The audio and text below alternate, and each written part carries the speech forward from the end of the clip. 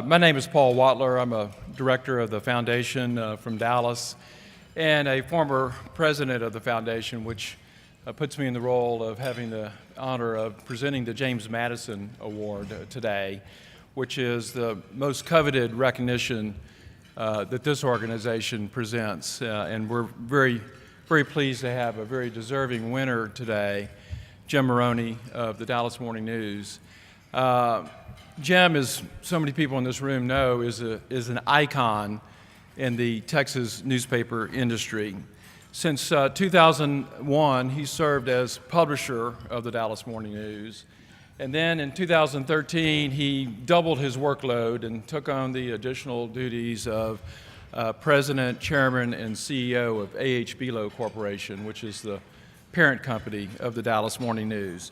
Now, Jim is no stranger to the awards platform. He's had many recognitions, deserving recognition throughout his career. And just to name a couple of them, mention a couple of them, in 2004, Jim was named the National Publisher of the Year by Editor and Publisher magazine. And in more recent years, he's been honored for his leadership by the Texas Daily Newspaper Association and the Southern Newspapers Association, Southern Newspaper Publishers Association. Jim is selfless in serving his community. Among many other volunteer jobs that he has taken on, he serves as chair of the board of the Dallas Foundation, which is the leading philanthropic association in Dallas. And I see he's seated next to Dean Jeffrey. Recently, a couple years ago, Jim headed up the search committee to find a replacement for Dean Jeffrey. So it's nice to see that you're still sitting next to each other. And that was a retirement, of course. Jim and his wife, Barbara, who's here with us also, are the parents of 5 children who are proudly featured every year, and probably the most entertaining Christmas card that you will ever get, at least that I get. So if you're not on Jim's Christmas card list, I would urge you to find a way onto it. Before presenting the award to Jim, I want to take a moment to talk about James Madison, and that's the person, of course, whose the award is named for. And on these occasions, I like to try to remind people a little bit about James Madison and who he was and why we have an award named after him. Madison, of course, was the 4th president and the father of the Constitution. He was also the author of the First Amendment. Now, the First Amendment in the early years of our constitutional history really had sort of a difficult birth, if you will. Less than a decade after the First Amendment became part of our Bill of Rights, Congress enacted the Sedition Act, the infamous Sedition Act. And that bill made it a crime, a federal crime, to criticize the federal government. And a number of newspapers and their editors were prosecuted, and some were fined, and some were actually sent to prison for criminal defamation of the federal government. Imagine that. Now, James Madison abhorred the Sedition Act. He argued that it was unconstitutional because it was inconsistent with the First Amendment. In a famous critique of the Sedition Act, Madison wrote that the censorial power, the power to censure, does not rest in the people over the government, not the government over the people. So it's the people that have the right, through the First Amendment, to censure government officials when they misbehave.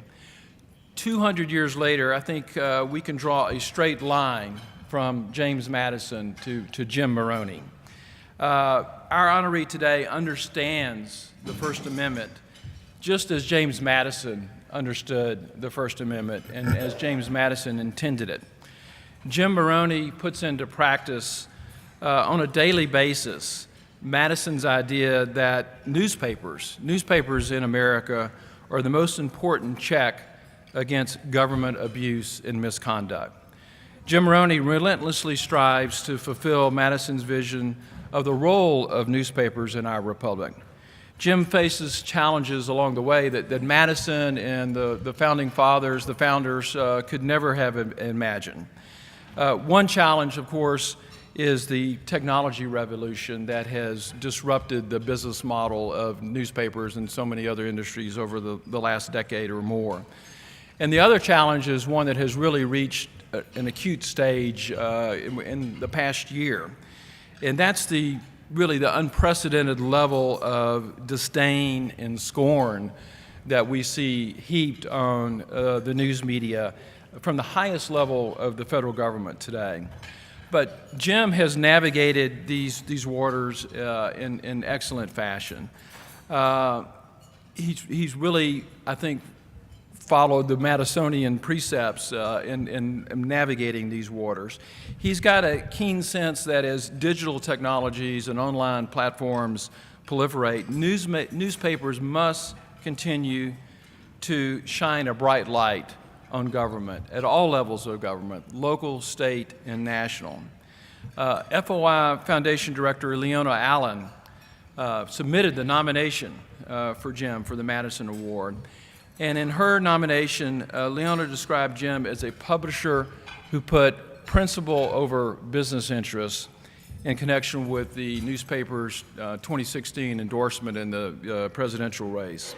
That endorsement was met with, loud protests and really caustic criticism. But Jim kept the faith. Jim made sure that the editorial board and the newsroom staff knew that he had their backs. Jim communicated loudly and clearly that a metro newspaper serves the public best by maintaining its independent voice while adhering to the values of the First Amendment. Leona also cited Jim's own words in her nomination of Jim for this award. And she cited to a column that Jim wrote, which was really a quite remarkable column that he wrote shortly after the death of Muhammad Ali. And in that column, which was a lot about Muhammad Ali, but a little bit about journalism, Jim wrote, "Journalism without truth and righteousness at its core devolves into propaganda at best and deceit at worst. No matter the challenges along the way, the pursuit of truth and righteousness must always guide our journalism." That is a very powerful description of the principles of modern journalism. And it fits perfectly with Madison's understanding and idea of the First Amendment. So we have a very worthy recipient today who's carried on those Madisonian ideas. And I'm very proud and pleased to be able to present the James Madison Award to Jim Moroney.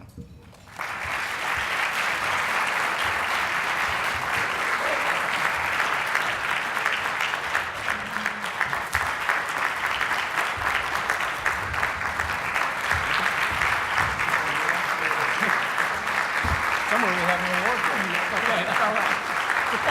We're going to come over here.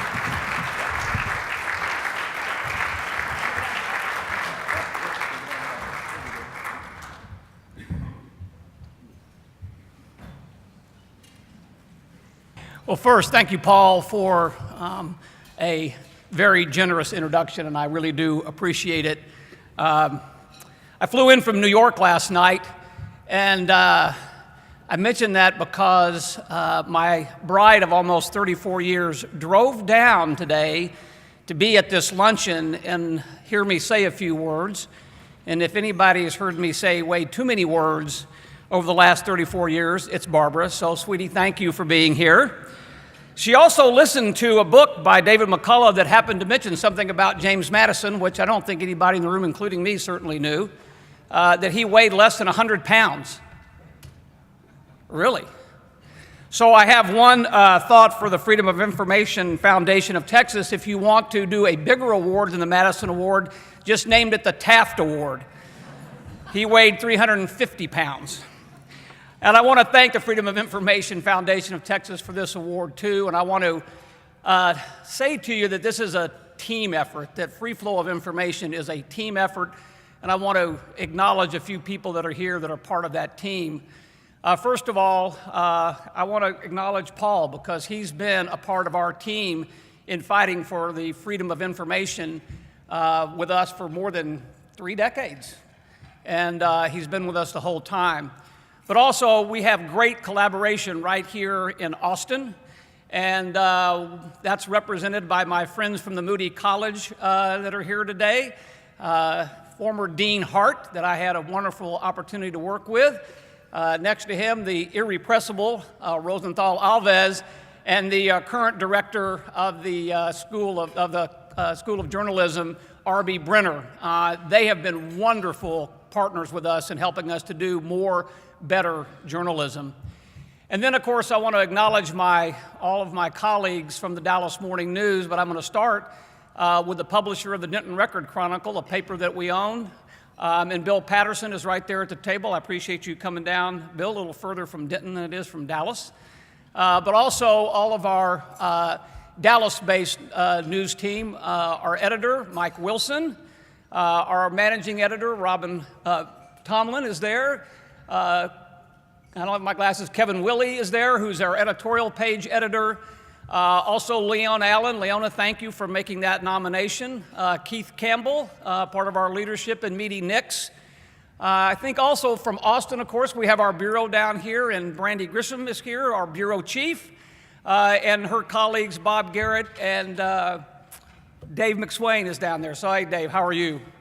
I mention all these people because I really think this award is about the Dallas Morning News and all of the people that have helped us do freedom of information, free flow of information over the days, months, weeks, and decades. And I'm proud on behalf of all of them and all of those that preceded them to accept this award from the Freedom of Information Foundation of Texas. Now, they told me that I only had a couple of minutes and I've probably used them all up, but I am going to, as my colleagues know, take just a couple more, but I promise you these are brief remarks. Back in the 1700s, since we were talking about our forefathers, they weren't really fighting for democracy. They were fighting for liberties. The liberty to assemble. The liberty to assemble and say whatever is on your mind. The liberty to assemble and say whatever is on your mind and have the press report it. These are the liberties that inform citizens, and these are the liberties of informed citizens. And I say informed citizens because ignorance has never produced anything durable. If we are to preserve this government that Lincoln called of the people, by the people, and for the people, then we need to have the free flow of information.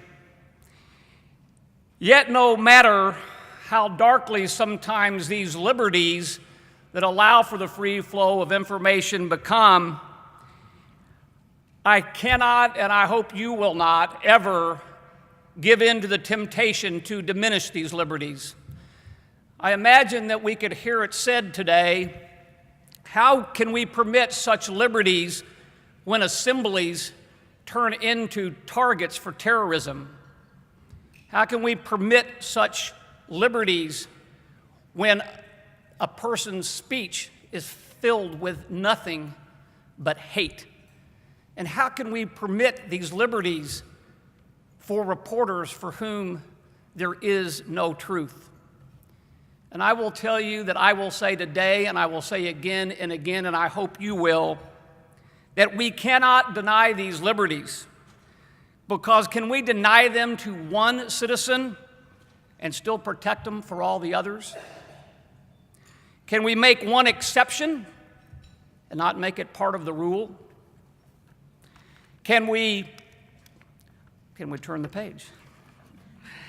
Can we choose to darken these liberties for some and not extinguish them for all? You know, fortunately, these liberties are not the property of anyone to give or to take away. Our forefathers founded a democratic republic as a means to an end. As I said in the beginning, that end was the right to these intrinsic liberties which belong to every person who lives in this country and abides by the law. Yet today, we see darkness. We see it in those who do use an assembly for an act of violence. We see it in those for whom free speech is only the speech with which they agree. We see it in those for whom the separation of powers is an obstacle, those who see the rule of law as a hindrance, and those who see the free press as an enemy. Darkness abhors the light.